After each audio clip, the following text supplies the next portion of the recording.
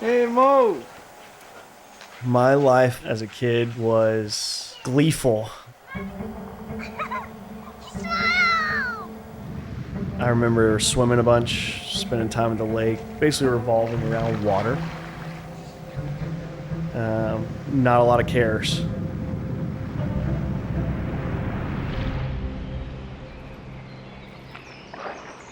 So much has changed since then.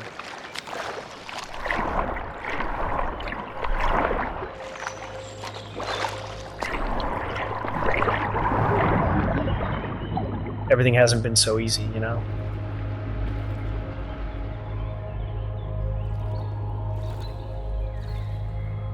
My family and I have been on quite a journey. I was with my dad in my house, junior year of college. He got hives, broke out in hives. You know, and this is the first time I've ever seen my dad be like weak, but he wouldn't go to the hospital. A week later, they called me and said, please come home so that we can go to the doctor together. That's never a good sign. We sat there. You can just tell there's tension, and they sit down and say, you have stage 4 terminal lung cancer. And it was basically spreading. It's metastasized. He battled for 22 months is the best way to describe it. So it was 22 months of really strong doses, really odd drugs that had few clinical trials. They were just beating him up. I mean, his arms would blow up or his legs would blow up. He'd have to be in these like air chambers, knowing that like, oh, this is getting worse, right? This is getting worse. I mean, it sounded like he had water in his chest. And one day it just got even less and less. And I watched my dad get rolled out like on a stretcher. I was not a kid anymore.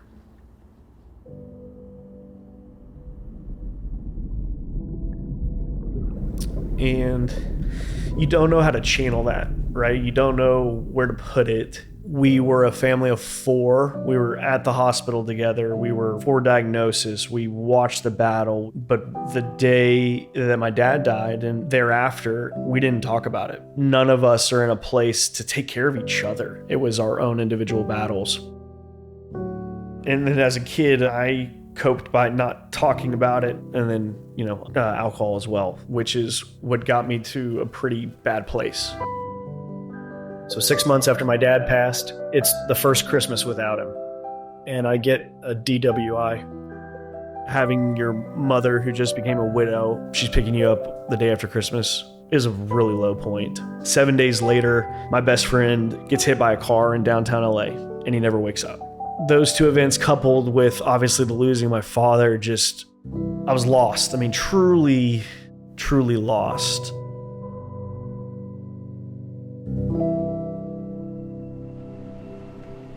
One of my roommates, his dad is a doctor, and said, you should see a therapist. It was like, okay, I'll give it a shot. I called the therapist and said, I need help. I think she heard my desperation. It's not always pretty, but it has become a blessing and really allowed me to live, So a year goes by, and I can tell I'm getting better with therapy. But then I hear about this thing called Flatwater.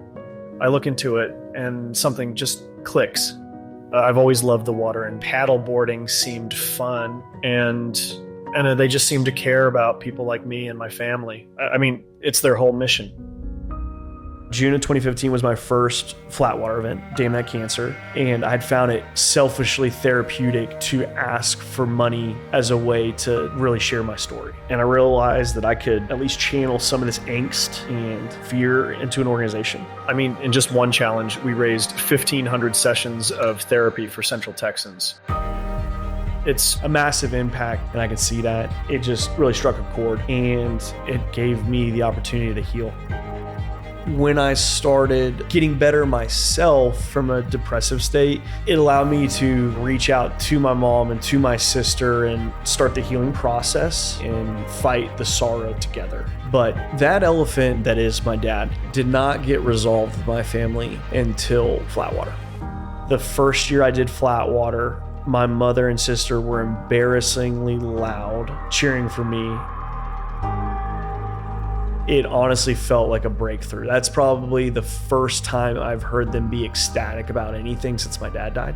They loved it so much that they ended up volunteering. So it went from me figuring out how important it is for me, then it evolved into, oh, this is really important for us. I think they recognize there's a lot more people with ongoing stories of battle that allow them to realize it's bigger than them, that there are more people fighting, and we're doing this together for an incredible cause.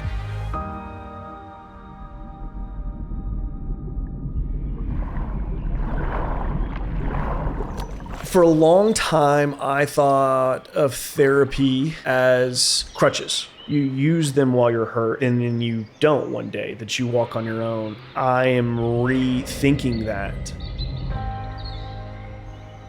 I don't know that I'll ever not see a therapist. I want people to remember that there is nothing wrong with mental therapy. You do not have to have cancer to require Flatwater. Therapy has allowed me to live. Therapy has allowed me to love. And really, Flatwater is synonymous to therapy for me. And that's what makes it so special. There was a time before Flatwater where I showed up for Christmas maybe 2 hours, or I wouldn't go at all.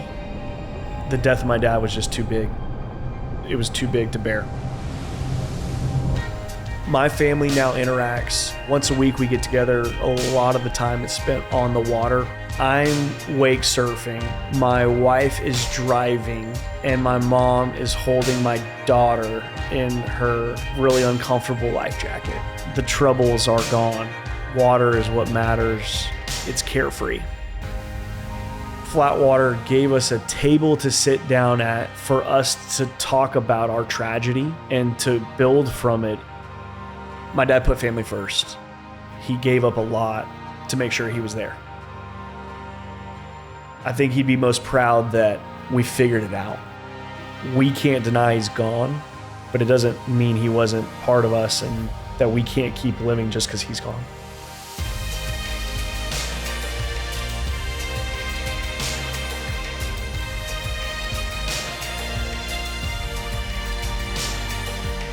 My name is Mo Green, and Flatwater is my family.